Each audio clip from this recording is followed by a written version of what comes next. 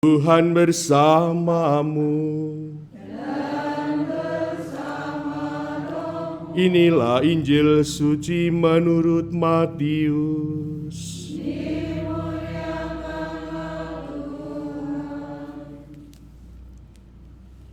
Sekali peristiwa orang membawa anak-anak kecil kepada Yesus supaya ia meletakkan tangannya atas mereka dan mendoakan mereka.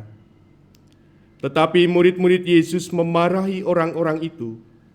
Maka Yesus berkata, "Biarkanlah anak-anak itu, janganlah menghalang-halangi mereka datang kepadaku.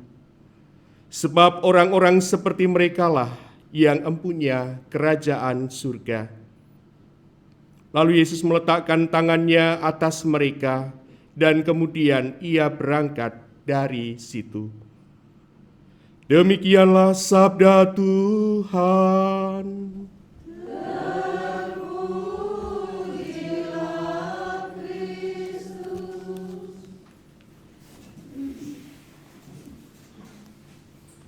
Saudari dan saudaraku yang terkasih, membaca bacaan Injil pada hari ini, saya teringat akan sebuah pengalaman beberapa waktu yang lalu di sebuah stasi di Paroki Hati Yesus yang Maha Kudus Metro, tepatnya di stasi Selorejo, tempat asalnya Suster Madeline.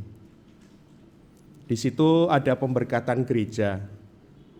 Di bagian awal saya mendapat tugas untuk mereciki umat di bagian luar, karena kebetulan tamu-tamu juga datang dari berbagai stasi, maka jumlah anak-anak begitu banyak yang ada di luar. Sementara Ekaristi sedang berlangsung, tibalah saatnya pemberkatan anak-anak. Saya merasa bahwa itu kan Bapak Uskup sudah seawal mengatakan nanti kalian bagi komuni, tugas saya memberkati anak-anak. Yang saya bayangkan memang karena anak-anak jumlahnya banyak di luar, belum lagi yang ada di dalam, maka saat itu ada dua barisan, ya, banyak sekali anak-anak. Karena Bapak Uskup sendirian, saya merasa kasihan, tergerak untuk membantu memberkati anak-anak. Saya ambil inisiatif untuk memberkati, kemudian tiba-tiba terjadi penyempitan jalur, seperti kalau di jalan tol itu. Semua mengarah ke Bapak Uskup, dari dua barisan itu mengarah jadi satu ke arah Bapak Uskup. Termasuk yang jadi provokator adalah ibu-ibu yang menggendong anak bayi, ya. Datang penyempitan satu jalur. Bapak Uskup mengatakan, "Romo silahkan mundur saja biar saya sendiri." Ya, ternyata berkatnya tidak laku. Semua pengen ke Bapak Uskup. Sejak saat itu saya doakan semoga ketika perayaan besar semakin banyak anak-anak datang kepada Bapak Uskup, ya, sendiri. Saudari dan saudara sekalian yang terkasih, memintakan berkat anak kepada Tuhan ini menjadi sebuah tradisi dan kebiasaan Kristiani yang sangat baik. Benedicat benedictio, bene itu baik, dicio dari kata dicere itu berkata. Maka ketika kita memberikan berkat, kita mengatakan sesuatu yang baik, menyampaikan harapan-harapan dan permohonan yang baik, supaya apa yang diharapkan itu sungguh terjadi, baik untuk yang memberikan berkat maupun untuk mereka yang menerima berkat. Maka sekali lagi memintakan berkat anak dari Tuhan ini menjadi kekasan dan tradisi Kristiani yang sangat baik. Tentu ada alasan yang mendasar di sini. Yang pertama, bahwa anak-anak itu tidak bisa membuat pilihan iman mereka sendiri. Perlu tuntunan, perlu dukungan, bahkan juga pengajaran dari orang dewasa atau orang tua. Maka di sini peran orang tua juga sangat besar di tengah-tengah keluarga dalam membimbing, kemudian juga memberikan pola pendidikan beriman. Kemudian kita bisa melihat dari bacaan pertama apa yang disampaikan oleh Yosua. Sejatinya orang tua zaman ini pun juga berani untuk mengatakan, "Aku dan seisi rumahku akan beribadah kepada Tuhan." Mengandaikan bahwa orang tua sebagai imam,